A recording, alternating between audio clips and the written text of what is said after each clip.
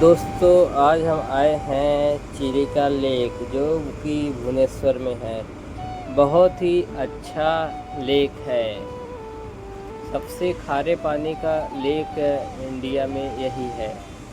यहाँ का कालिजाई की कहानी। ओडिशा की एक प्रसिद्ध लोक कालिजाई देवी की कहानी ओडिशा राज्य के चिल्का झील से जुड़ी एक प्रसिद्ध लोककथा है।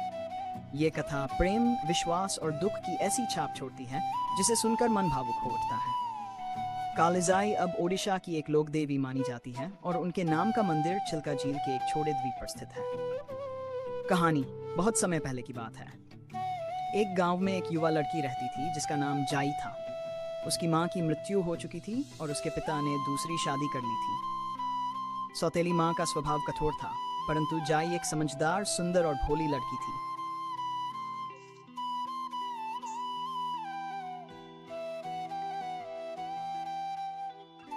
कालिजाई की कहानी ओडिशा की एक प्रसिद्ध लोक कथा देवी की कहानी था, परंतु जाई एक समझदार, सुंदर और भोली लड़की थी। कुछ समय बाद जाई के पिता ने उसकी शादी तय कर दी। लड़के का घर चिल्का झील के पार था। शादी तय होने के बाद जैसे परंपरा थी, जाई को पहले संजा भेजा जाना था, यानी विवाह से पहले लड़की को कुछ दिन के लिए ससुराल भेजा जाता था ताकि वह नए माहौल से परिचित हो सके। जाई अपने पिता और कुछ गांव वालों के साथ नाव में बैठकर चिल्का झील पार कर रही थी, लेकिन झील के बीचों बीच एक भयानक तूफान आ गया। लहरें विकराल हो उठी और नाव डगमगाने लगी। सभी डर गए। अचानक एक विशाल लहर और नाव पलट गई। बाद में सभी लोग किनारे पर पहुंच गए, लेकिन जाई लापता थी। उसे बहुत खोजा गया, लेकिन उसका कोई पता नहीं चला। तभी से यह विश्वास फैल गया कि जाई इस झील में समा गई और एक देवी का रूप ले चुकी है। लोगों का मानना है कि वह आज भी चिल्का झील की रक्षा करती हैं। कालिजाई देवी का मंदिर। उसके बाद एक मंदिर उसी द्वीप पर बनवाया गया जहां नाव डूबी थी। लोग जाई को कालिजाई देवी कहकर पूजने लगे। जाई का नाम और काली देवी का स्वरूप, इन दोनों के मेल से उन्हें कालिजाई कहा जाने लगा। आज भी जब मछुआरे या नाविक चिल्का झील में जाते हैं तो सबसे पहले कालिजाई देवी से प्रार्थना करते हैं ताकि उनकी यात्रा सुरक्षित हो। संदेश। यह कहानी हमें बताती है कि कैसे एक साधारण लड़की की करुण कथा उसे लोक देवी का स्थान दिला सकती है। यह लोक कथा ओडिशा की सांस्कृतिक और धार्मिक पहचान का एक अभिन्न हिस्सा बन चुकी है। अगर आप चाहें तो मैं यह कहानी पीडीएफ ये रही ओडिशा की समुद्र से जुड़ी एक प्रसिद्ध, रोचक और लोक आस्था से भरी समुद्र की कहानी हिंदी में। ओडिशा समुद्र की कहानी। चंद्रभागा की पुत्री। पृष्ठभूमि। ओडिशा के पुरी जिले में एक पवित्र समुद्र तट है, चंद्रभागा तट, जो कोणार्क सूर्य मंदिर के पास स्थित है। यह समुद्र तट सिर्फ अपनी सुंदरता के लिए ही नहीं, बल्कि एक दुखद किंवदंती के लिए भी जाना जाता है।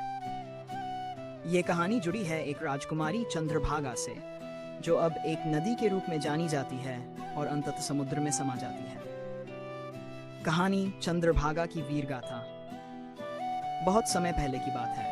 कोणार्क में एक प्रसिद्ध राजा हुआ करता था जिसकी सुंदर और बुद्धिमान पुत्री थी, चंद्रभागा। वह संगीत और कला में निपुण थी, साथ ही बहुत ही धार्मिक और आत्मसम्मानी भी थी। उस समय कोणार्क सूर्य मंदिर का निर्माण चल रहा था और वहां अनेक कारीगर, मूर्तिकार और विद्वान लोग काम कर रहे थे। कहा जाता है कि सूर्य देव भगवान सूर्य स्वयं चंद्रभागा की सुंदरता और भक्ति से आकर्षित हो गए और उन्होंने उसे विवाह का प्रस्ताव भेजा। लेकिन चंद्रभागा, जो केवल ईश्वर में विश्वास करती थी और इंसानी सीमाओं के भीतर जीने वाली एक कन्या थी, उसने यह प्रस्ताव विनम्रतापूर्वक ठुकरा दिया। यह बात सूर्यदेव को अच्छी नहीं लगी। चंद्रभागा जानती थी कि एक देवता के क्रोध से बचना असंभव है, लेकिन वह अपनी पवित्रता और आत्मसम्मान से समझौता नहीं करना चाहती थी। अगली सुबह जब सूर्यदेव उगने वाले थे और मंदिर पर अपनी किरणें डालने वाले थे, चंद्रभागा समुद्र की ओर दौड़ी और स्वयं को चंद्रभागा नदी में समर्पित कर दिया, ताकि उसका शरीर किसी का अधिकार न बन सके। धार्मिक मान्यता।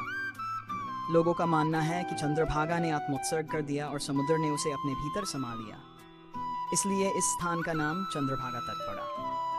आज भी इस जगह पर लोग माघ सप्तमी के दिन सूर्य देव को अर्घ्य देकर पवित्र स्नान करते हैं। संदेश। चंद्रभागा की कहानी बलिदान, भक्ति और आत्मसम्मान का प्रतीक है। यह दर्शाती है कि ईश्वर से प्रेम का अर्थ स्वयं की आत्मा की रक्षा भी है, और जब कोई स्त्री अपने आत्मसम्मान की रक्षा करती है तो प्रकृति स्वयं उसे अपना लेती है।